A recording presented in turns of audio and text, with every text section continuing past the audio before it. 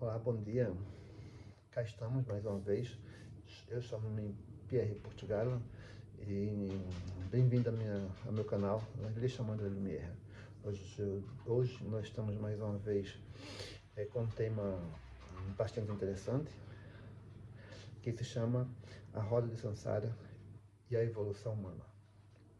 Como sabemos, a Roda de Sansara é um conceito indiano que vem do sânscrito, que quer dizer um ciclo de reencarnação sucessivas, ou seja, um ciclo de nascimento e morte. Isso é a roda de Sansara. Ok? E a evolução humana, que faz parte do tema.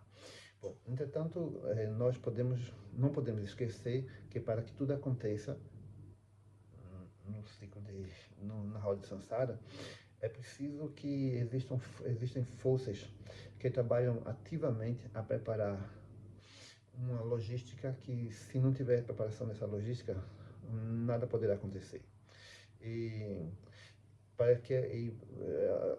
Eles preparam uma logística favorável para que tudo aconteça, ok? Então, o que quer dizer com isto? Quer dizer que existe o comando cósmico. O comando cósmico a gente fala no comando cósmico porque ele faz parte dos comandos que comandam. O comando cósmico, por exemplo, se ocupa muito da logística dos planetas, alinhamento e tudo mais. Faz parte do comando, por isso que eu falei. Ok. Temos também o grande comando planetário. Okay? Temos o plano dos ascensionados, o plano da luz, o penumbral, umbral e os coordenadores kármicos. Todos esses intervenientes, eles estão envolvidos para que nós estejamos cá. Somos 8 bilhões de pessoas que fazemos parte do Projeto Terra, mas não esqueçamos que quando nós falamos comando cósmico, nós logo aí alinhamos, por isso que eu falei neles, que a humanidade não se encontra só na Terra. Portanto, o comando cósmico é importantíssimo que a gente fale nele, mas como também nós já falamos em todos os outros. Ora, o que nos concerne diretamente agora é falarmos nos coordenadores kármicos. Então, admitamos que uma pessoa queira, um espírito, alguém queira participar do Projeto Terra. Então, imagina que uma determinada entidade, um determinado espírito de luz, ele não tem essa experiência na matéria, que é importantíssima para que ele conheça, mas ele não tem essa experiência. E ele pensa, já vi tantas pessoas participar desse projeto, mas não sei como funciona um projeto planetário. Eu gostava de fazer parte. Então ele vai se informar. E como se fosse uma consulta, ele pergunta, diz-me lá, como é que funciona o projeto planetário? Como é que funciona uma experiência na matéria? E o indivíduo vai explicar. Funciona, é interessante, mas é muito difícil de passar. Por quê? Porque, repare, você vai entrar no projeto, logo vai se submeter a uma programação completa, e uma vez que entra com o livre-arbítrio, ok? Mas tem que submeter a todas as etapas e só volta a sair quando se adquirires algum karma, vai ter que pagar todos e só sai quando tiver. Do jeito que entrar, você tem que sair. Sem nada a pagar, sem nada a dever, falar. Então, e como é que funciona? Como é que eu faço para fazer parte de um projeto desse? E demora muito. Tem pessoas, espíritos, a participantes que em outra encarnação, menos de 10 encarnações, eles conseguem ascensionar e sair do projeto. E outros, em 20, ainda estão por lá enrolados. Portanto, isso depende muito de como funciona, como o aluno vai se comportar. Assim que é como se fosse para a universidade, vai lá, em Harvard, nos Estados Unidos ou em outro lado, vai participar dessa formação, desse curso, dessa universidade e vai aprender tudo em pormenores do que se passa, por exemplo, na roda de Sansara. Depende de onde de onde for colocado. Você pode ir para a roda de Sansara no início, lá no topo, começar como um rei, por exemplo, ou começar como um plebeu. Não importa. Um ou outro vai ter que passar pela roda completa. Imagina que entra como um rei, lá em cima no topo da roda. E se fores um rei daqueles manda que manda degolar, que manda enforcar, que persegue seu povo, que não perdoa, que cobra muitos impostos, que faz não importa o que se diverte, como se fosse uma diversão, porque ao entrar no projeto, tu tens o livre-arbítrio, e tu pode fazer não importa o que. Só tem um problema, tem que lembrar que quando entras e que fazes, porque o sofrimento imposto é sofrimento futuro. Isso é igual. Sofrimento imposto é sofrimento futuro, ou seja, vais ter que recuperar. Então, se fores um rei que gosta de se divertir fazendo não importa o que, como a maioria dos reis que nós vimos pela história fora, nós vamos verificar que aquele rei, o futuro dele já sabe qual é. Agora, se for um rei amoroso, bondoso, que ama o seu povo, que ajuda, benevolente, como também houve vários, então é lógico que quando estiveres do outro lado da roda de Sansara, vais ser não vais, tu não impôs sofrimento, logo sofrimento que tu não impôs, não vais ter. Sabendo nós que o sofrimento no projeto no projeto Terra, ele vai sempre existir. Não há aqui como não sofrer. Só que sofrimento não é sofrimento imposto, é diferente. Todos nós sofremos. Todos nós temos depressão, todos nós temos angústia, todos nós temos um mal-estar. É normal. Uma coisa é ter e uma coisa é ser. É como dizer na felicidade, eu dizer que é feliz. Não, tu pode estar feliz. Que é triste. Não, tu não pode, tu estás triste. É uma etapa normal da nossa existência. Todos nós temos. Agora, no caso em evidência, o tal rei, ele passa pela roda de Sansara e se ele não impôs sofrimento, logo não vai ter sofrimento. Não é? Então, como nós vimos, todos esses, uma vez que o indivíduo se candidata para fazer parte do projeto, ele entra, o interessado terá as informações do projeto na mão, ele entra, ele fica a saber que vai vestir uma roupa física, ele precisa passar por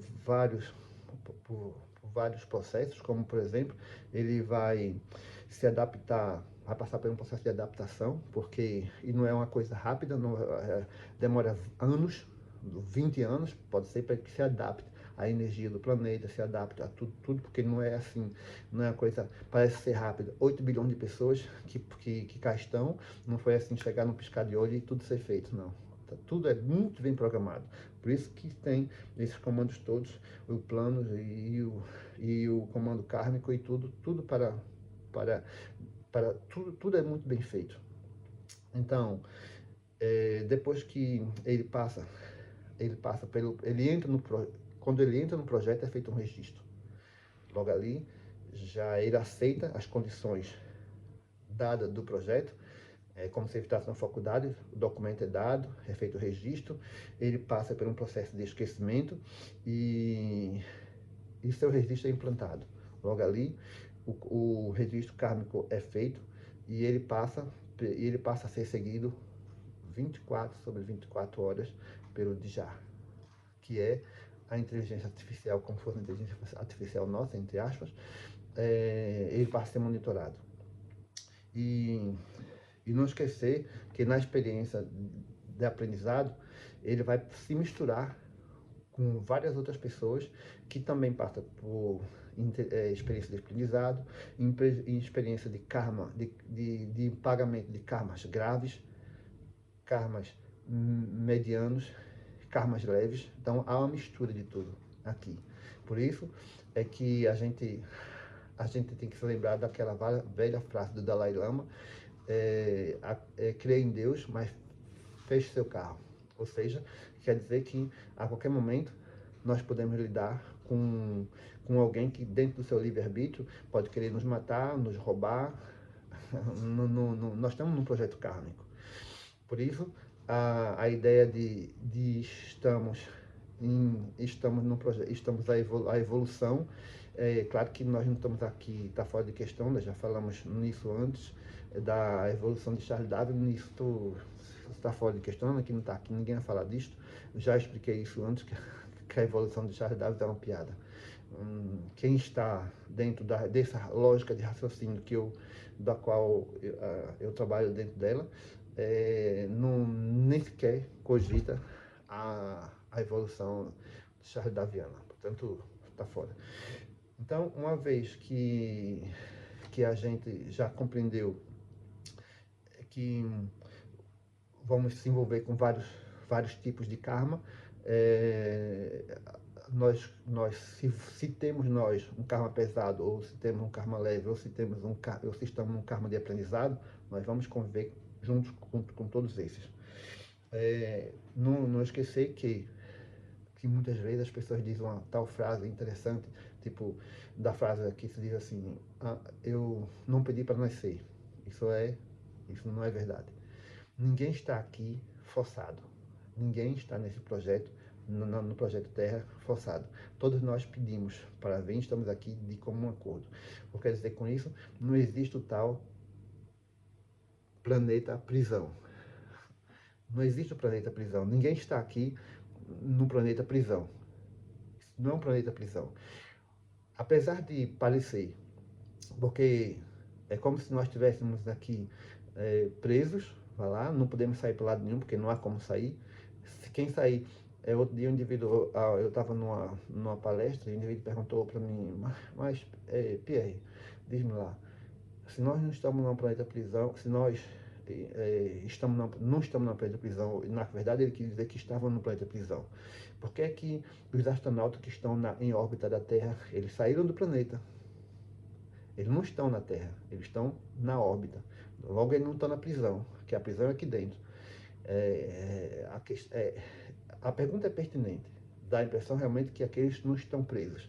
Mas se olhar direito, quem conhece bem, quem estuda um pouco essas leis, sabe perfeitamente que o astronauta pode estar lá fora, mas eles estão ligados ao cordão de prata. Ou seja, eles estão presos na mesma.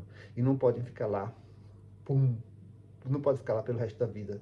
E quando eles voltam com vários efeitos graves na saúde, que tem que se readaptar, lá eles têm que fazer uma simulação como se estivesse cá, e quando voltar, ele tem que se recuperar, porque não é assim, tão simples assim.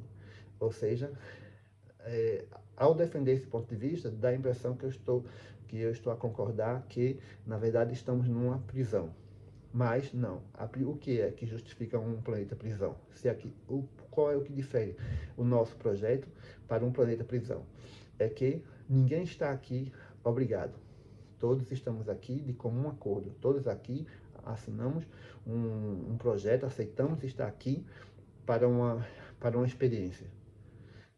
Uns a resgatar karmas graves, leves e pesados, outros em aprendizado. Mas estamos todos aqui. Outra pessoa me impôs outra questão, mas diz para mim: uma pessoa que está deitado num carro de rolimã, com as mãos envergadas, somente com o olho e sem mobilidade alguma, me diga que essa pessoa pediu para vir. Então, repare, temos aí que avaliar que estamos diante de um karma pesado. Também de acordo. E um karma pesado já está dentro, se olhar direitinho no começo dessa palestra, o indivíduo que está no karma pesado, ele já está entre encarnações, entre experiência. Ou seja, ele já começou sua experiência há longo tempo e agora, de uma hora para outra, ele simplesmente resolveu, tem que pagar aquele karma. Se ele está com um karma pesado, ele está a recuperar, e logo ele está a recuperar um karma que ele provavelmente fez para merecer estar naquela situação. Porque, repare, uma pessoa que tem seu corpo normal, sua visão normal, sua mobilidade normal, seu pensamento normal, essa pessoa não está com pagar karma pesado, estão bem de acordo. Né? E quem se identifica é que sabe o que é que veio cá fazer. Pela sua leveza de espírito, ele vai saber qual é a sua missão cá, o que é que ele veio fazer. Se está num karma leve, se está num karma pesado, se está num aprendizado, é inerente em nós, somos nós que deveríamos saber o que cá fazemos, o que devemos fazer cá. De uma forma, não interessa que de um jeito ou de outro está a ser vigiado 24 sobre 24 horas pelo Djá. Portanto, o livre-arbítrio tem-se, não se pode sair antes do tempo, não é possível sair do projeto antes do tempo.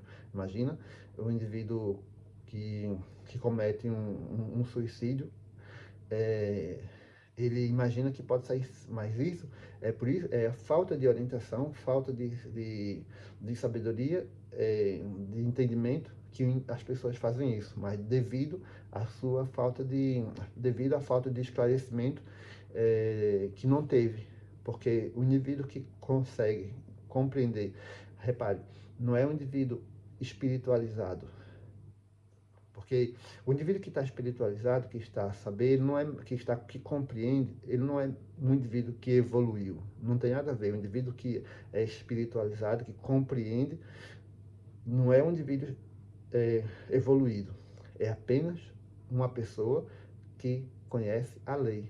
Olha, se ele conhece a lei, se ele sabe de onde veio, entre aspas, porque ele não sabe exatamente, mas ele sabe por que veio, e sabe por que está, e sabe para onde vai, o porquê vai, logo ele não comete o suicídio, que ele sabe perfeitamente o que vai acarretar a ele o fato de um corte de imediato num contrato que ele fez, como fosse um contrato, mas a aceitação de vir, foi ele que procurou o projeto para vir, para passar pela experiência.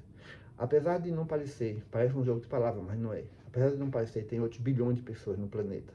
Ok. Mas não esqueça que o universo é vasto. O universo é vasto. Portanto, isso é nada para o universo. Então, uma pessoa aceitou passar por essa experiência, vai passar pela experiência, se por inocência, porque é realmente uma inocência, um indivíduo que dá cabo da vida, porque depois vai perceber o que é que ele fez. Porque quando se envolve quando a pessoa está aqui, que se envolve com toda as leis, com todas as publicidades, com tudo que é com religião, isso e aquilo, ele simplesmente acha que Deus está conspirar contra ele, que depende da situação, que ele é um coitado, que a vida não é para ser vivida, que tudo é muito ruim, que não, tudo é insuportável. Mas na verdade não é nada disso, faz parte do projeto. Isso é um projeto de aprendizado ou um projeto kármico, como quisermos entender. Então, aquele indivíduo, por exemplo, outra pergunta que alguém me fez. Quando uma pessoa passa a vida toda na prisão, ele está a pagar o karma na mesma? Isso depende. Repare, vamos falar agora. É um indivíduo que passa uma vida toda na prisão. A prisão. O indivíduo está lá na prisão, ele tem visitas conjugais, tem televisão, tem todo conforto, e muitas vezes dentro da prisão ele comanda o tráfico. Então, que karma esse indivíduo está a pagar? Ele passou a vida toda na prisão, mas qual o karma que ele está a pagar? Então, a gente compreende que, na verdade, é uma procrastinação programada. procrastinação programada. Ou seja, ele está procrastinar em relação à experiência dele. Não está a servir, é nula. Porque o que é que aquele indivíduo está aprendendo lá dentro? Não está aprendendo nada, mas a experiência é dele, é um livre-arbítrio, é dele. Ele escolhe. Só que depois ele vai ver que é tempo perdido. Né? É uma procrastinação dentro das lógicas, porque lá dentro ele não vai sofrer, ele não paga karma. O indivíduo cometeu vários crimes e é condenado à prisão perpétua, à prisão à vida. Fica lá dentro na maior tranquilidade, sem sofrer, sem nada. Então, onde é que está o pagamento do karma? Então, ele está lá dentro na mesma, mas nada foi pago. Então, o karma ali não é resgatado. Então, é procrastinação. É um problema para ele, é tempo perdido para ele. Mas antes ele tivesse suportado um pouco as dificuldades, passado a experiência e voltado sem nenhum problema. Por isso é que fica tão difícil para as pessoas se elas não procuram compreender os mecanismos pelos quais eles estão aqui. É por isso que pessoas como eu e como muitos outros que tentam ajudar de alguma forma, tentar contribuir, não é fácil. Né? Nos meus vídeos, eu acho que não chega a ter 30 pessoas a ver meus vídeos. Né? Não tem, não sei, não acho que não, nem sei se tem algumas pessoas que me seguem, que abonam meu canal. Mas eu faço a minha parte. Outro dia eu estava a olhar e vi um vídeo, acho que era dança da bundinha ou uma coisa assim, um vídeo assim, muito simples, vai lá, não estou desmerecer, mas pronto, muito simples. Tinha 5 capas, tinha quase 3 milhões de visualizações. Eu olhei assim, mas como é que... Pronto, mas infelizmente, ou não sei, é o que as pessoas gostam, é o projeto que nós estamos. Como eu tenho consciência, e o vídeo está justamente a dizer isso, nós não estamos aqui para evoluir.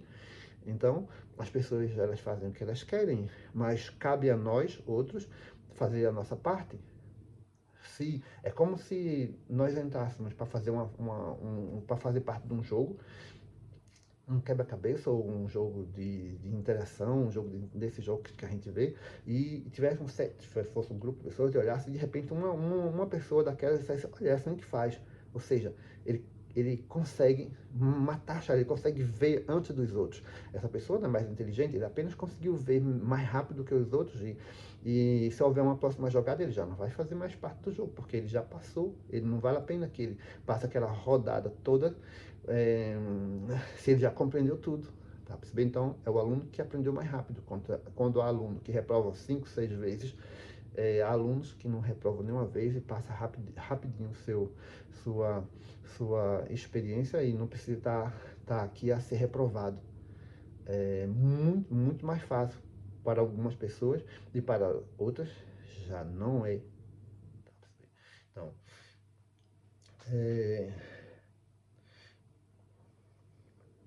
como eu vi sobre o bom aluno, já respondi aqui essa pergunta.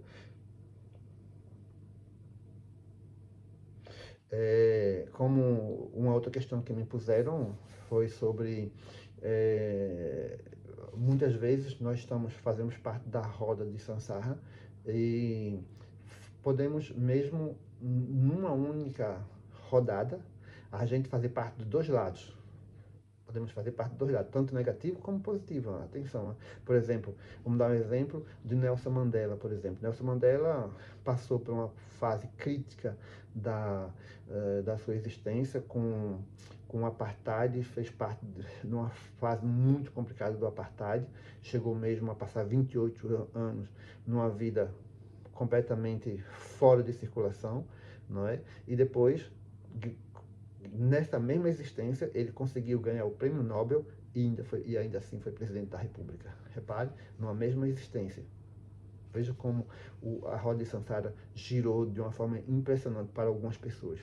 Já em outro caso, por exemplo, nós podemos ver durante a Segunda Guerra Mundial, nós tivemos um químico alemão que descobriu o adubo químico no qual ganhou o prêmio Nobel de Química por ter a solução da fome no planeta. Então, segundo as perspectivas, aquela descoberta levaria ao término da fome no planeta, porque o adubo ia ajudar a agricultura a produzir em larga escala, logo não havia mais fome. Mas esse mesmo químico depois foi inventor do gás sarin, gás mostarda e várias dessas porcarias, no qual matou muita gente durante a Segunda Guerra. Repare na posição da roda de Sansara, como muda a posição de uma mesma pessoa, entende? Ele subiu aos céus e desceu, entre aspas, ao inferno ao mesmo tempo. Isso para a gente ver, sempre a medir que os defensores da evolução humana, para ver que, na verdade, nós não estamos em evolução nenhuma, não fazemos parte de nenhuma evolução. Na verdade, nós estamos aqui para viver uma experiência. Vamos dar mais exemplos. Por exemplo, a gente pode voltar, por exemplo, nós tivemos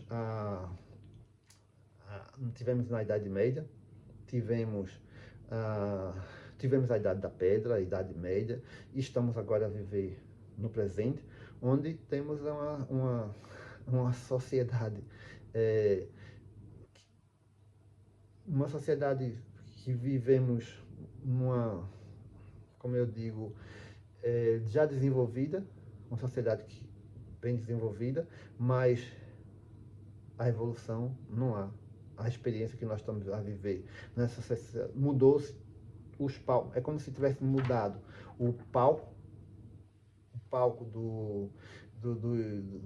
o palco de eventos foi mudado durante a Idade Média, a Idade da Pedra. Tivemos aquele palco de eventos com pessoas que vieram passar aquela experiência. Depois tivemos outros atores, foi mudado o palco, tivemos outros atores no palco de eventos da Idade Média, onde passou todas aquelas cenas que a gente conhece já, Peste Negra, Guerra dos 100 Anos, Revolução Francesa e muitas outras. Tivemos a Primeira e a Segunda Guerra Mundial e estamos agora a viver no outro palco de eventos. Se olhar direitinho, se olhar bem, os atores podem ser outros, porque aproximadamente 86% dos espíritos agora encarnados estão aqui na primeira encarnação, talvez até mais, não são os mesmos espíritos todos, não são todos os mesmos espíritos. Por quê? Porque dos primórdios dos tempos até agora, a gente vê que não é possível que as pessoas tenham tantas encarnações assim. E temos prova de amigos benfeitores que passaram por cá. Lembre o bom ensinamento do Chico Xavier, lembra do Chico Xavier, quando ele escreveu aquele livro há 2000 anos, lembra, do Públio Lentos, e depois teve o outro livro que ele escreveu 50 anos depois, quando a reencarnação 50 anos depois, dando clara evidência de que entre uma reencarnação e outra não passa mais de 100 anos, levando completamente se fizermos bem as contas, uma mesma pessoa não pode ter 50 encarnações, não há tempo para isso. No princípio da humanidade até agora, não tinha tempo, como pessoas dizem que tem 200 encarnações, ou isso é absurdo, são pessoas que não sabem fazer conta. Além disso, são pessoas insensíveis e muitas vezes são pessoas que é preciso estar sempre na ideia do ver. Mas e os espíritos? Onde é que estão os espíritos? Não tem que ter... Amigo, a era dos espíritos acabou. Não há mais espíritos. Por exemplo, observe, houve os grandes eventos dos grandes mentores espirituais. Se conhece algum médium agora, aproveite a presença deles, porque esses são os últimos que estão cá, mas eles já não vão mais existir. E depois, quando esses partirem, já não haverá mais outros. Por que não haverá mais outros? Não há uma necessidade de médiums agora. Não há, os médios vieram para dar bons exemplos e mostrar que existe. Ou seja, não há como duvidar mais da presença que houve por aqui os espíritos. Por quê? Repare, houve, por exemplo, o caso do José de Arigó. José de Arigó, ele fez mais milagres do que Jesus Cristo. Aquele homem deu exemplos claros da existência. Ele passou quase 20 anos, calhar mais, já não me lembro tanto, mas passou muitos anos a fazer curas. O homem curou milhares de pessoas. E nenhum desses duvidosos descobridores foi lá questionar, muitos até ensaiaram de fazer, mas era inquestionável a capacidade que aquele homem usava. Infelizmente, quando a gente vê hoje os filmes, do filme mesmo do José de Arigó, não mostra, como diz um sábio professor, eu não vou falar aqui o nome, pode ser que ele não goste, da tecnologia que estava por trás daquelas curas que ele fazia, como no caso da mulher que foi com o marido que foi, e ele perguntou pela sua esposa, e eu já contei essa história, acredito eu. E o homem chamou a esposa, e ele disse que Jesus tinha um presente para a mulher, e a mulher disse qual o presente. Ele disse: Jesus tem um presente para si. E ela disse: ok, a senhora vai ser mãe. E a senhora disse: mas eu já tenho, já não tenho, eu fui operado e não tenho útero. E o Zé de Arigó materializou um útero e fez a operação na hora, e a mulher, e disse que queria conhecer o filho 1 ano depois. Repare, por que não existiu investigações científicas desse que duvida tanto da existência? Por quê? Porque tinha uma tecnologia. As investigações para descobrir se era verdade nunca foram feitas, ok. E nós sabemos que, infelizmente, nos filmes isso não é possível mostrar, porque não sabem as tecnologias que estavam por trás a operar dos comandos kármicos, desses que eu falei há bocado, que estão por trás essas tecnologias que apoiam o médium a fazer tais fenômenos, como no caso do Zé de Arigó, que na verdade não era ele, mas sim forças especiais, o Dr. Fritz, que era apoiado por tecnologias do astral, que ajudava esse médium a realizar as suas curas.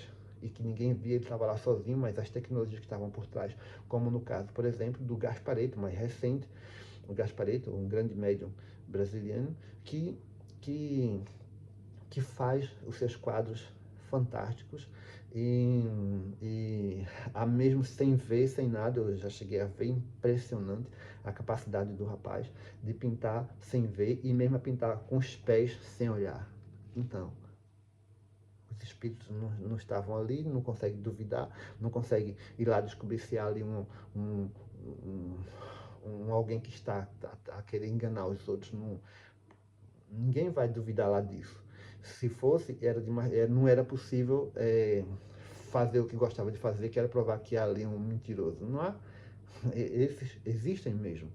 Portanto, mesmo com essas provas cabais, claras e bem fixadas numa realidade que não pode ser desmascarada, é uma realidade real, é alguém que realmente estava se servindo de uma tecnologia do astral insuplantável. Então, diante de todas essas evidências, mesmo assim, ainda a pessoa chega para mim e pergunta mas e os espíritos?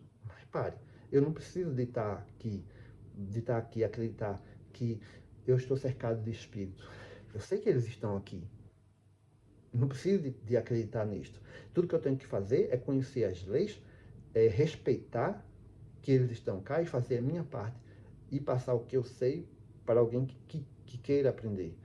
Eu não preciso saber que nada que está lá fora, nada é natural, tudo é artificial, do que mesmo o mais pequenino inseto é uma tecnologia usada pelos extraterrestres para fazer testes e continuar a sua vida, e com uma consciência que está ali naquele pequenino inseto.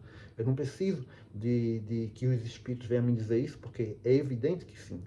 Eu não preciso saber que quando eu estou em 4 paredes fechadas, sou eu e eu, que eu não estou só, que eu estou no Big Brother permanente, e estou a ser sempre observado pelo Udijá, que registra tudo que se passa conosco. Eu não preciso que os espíritos venham me dizer isso. Portanto, os espíritos já não precisam mais tacar para nos dizer, olha, faça isso, faça aquilo outro. Não, acabou. Os médios que estão cá, o centro espírita sempre vai existir.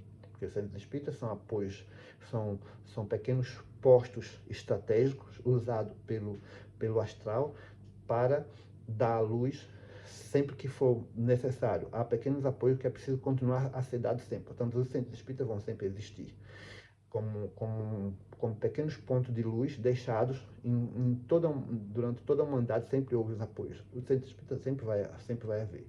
Mas essas pessoas que dizem que precisa haver um extraterrestre, que precisa ser abduzido, não é preciso. Eu lembro do meu pai que muito me ajudou para perceber muito mais rápido muitas coisas. Muitas vezes, eu lembro que uma vez ele brincava comigo, talvez até não tenha necessidade tanto de dizer, mas uma vez, eu gostava muito de olhar para o céu. Meu pai, uma vez, estava uma lua bonita, e ele sempre olhava para o céu, olhava para as estrelas, ficava muito tempo a admirar.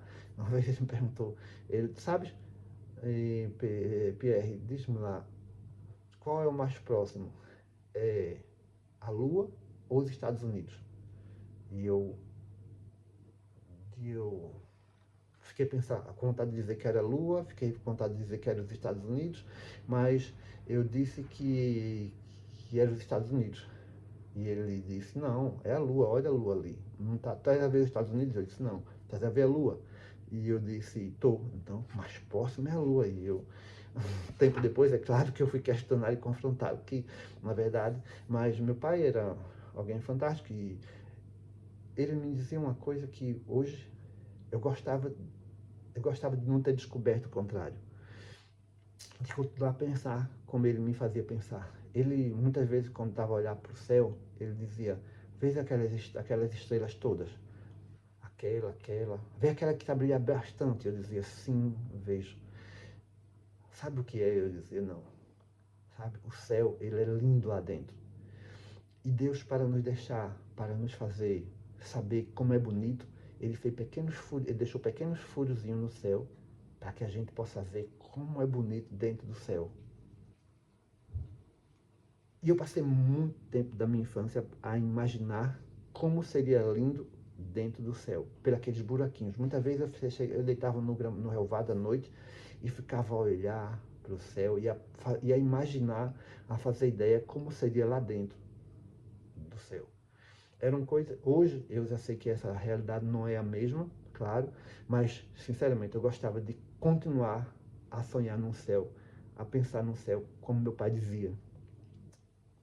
Que claro, não é, mas na verdade foi muito bonito enquanto eu fui enganado, vai lá.